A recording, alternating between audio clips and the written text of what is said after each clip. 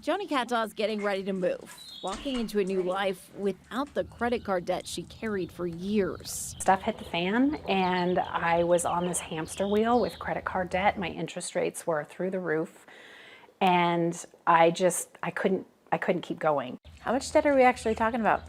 I had $53,000 in credit card debt. She also owed some taxes. There was student loan debt and a car payment. It all added up to more than $60,000. It was almost as much as my salary was at the time. Had you ever had a budget before? No, I was really good at burying my head in the sand when it came to my finances.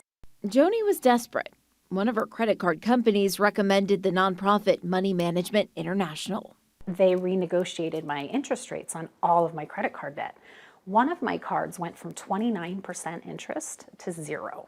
A 29% interest rate may sound high, but it's becoming more common. According to a Lending Tree analysis, the average interest rate on a new credit card is 24.66%. We're seeing a lot of consumers that have a lot of debt issues right now. The interest rates specifically are really causing consumers harm. And those interest rates likely won't be cut in the next several months after the latest inflation report showed inflation is still hotter than the Fed's 2% target.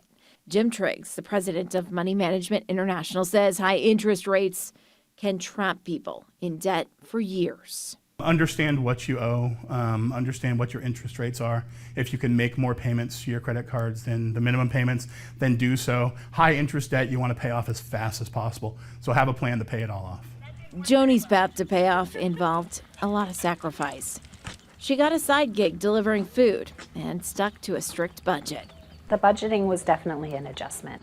I'd given myself like a $20 a week allowance for frivolous stuff, for fun stuff, you know. That's not much. It's not much. But so worth it. Joni paid off her debt early, in just 4 years. So I was able to avoid bankruptcy. Thank goodness. If you are trying to pay off debt, first create that budget, then find ways to cut expenses. MMI says focus on the easy wins first. Those are little things like canceling subscriptions you don't need anymore. Then move on to the big wins. Big expenses are typically food, housing, and transportation. So find ways to cut those costs next. And guys, the key to all of this is regularly reviewing your plan, your budget, making sure if you are scrimping a little more and you're saving a little more, that you're able to throw extra at that debt. And that kind of starts that snowball effect. I bet she